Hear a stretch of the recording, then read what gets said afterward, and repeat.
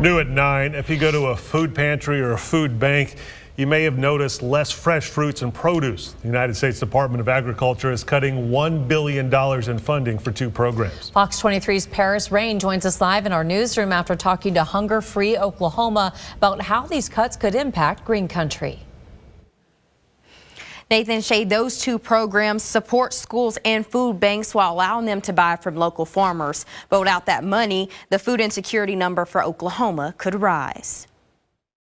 It's a significant impact on supply to food banks and therefore food pantries. I sat down with Chris Bernard, CEO and president of Hunger Free Oklahoma, about the recent $1 billion cuts from money the USDA sends to schools and food banks across the nation. Another pot of money that was funding TFAP, the Emergency Food Assistance Program, which is, again, dollars that flow to food banks to help them purchase commodities to give to their partner pantries and others to help make sure folks who are in crisis and hungry have access to food. Bernard says the cuts will have a huge impact on people in green country, from students to families to farmers. We're going to see worse health outcomes. We're going to see educational outcomes drop.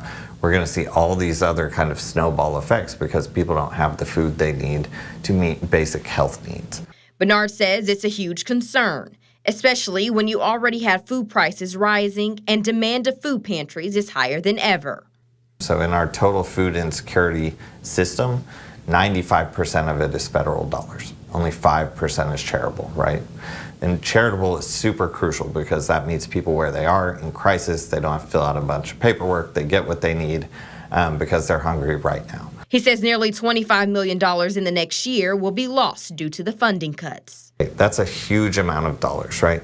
That impacts individuals. So rather than a family being able to come, for instance, maybe twice a month to get access to food, food pantries would cut that down to 1 to limit it.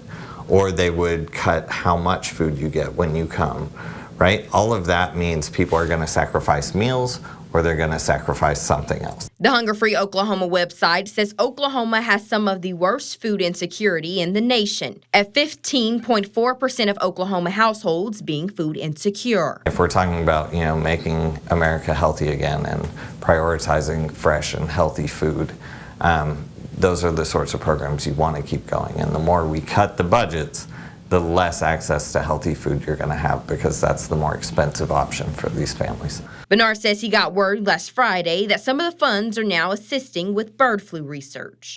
Which is also an important thing, right? You need to address bird flu, but you can't just take that money and then say it's gone forever. Like, we need to figure out how to build a system that really meets the needs of people and of our local food system so that everyone can thrive. Bernard urges those who rely on food banks to reach out to lawmakers and let their voices be heard when it comes to the importance of having these funds. Live in the newsroom covering news that matters, I'm Paris Rain, Fox 23 News. The United States Department of Agriculture sent Fox 23 a statement. It reads, quote, "In March 2025, under Secretary Rawlins' leadership, states were provided nearly $1 billion specifically for local food purchasing. As of today, more than $390 million of those funds remain unspent. The Secretary encourages states to utilize these dollars for schools, charitable feeding organizations, and other programs that serve those in need."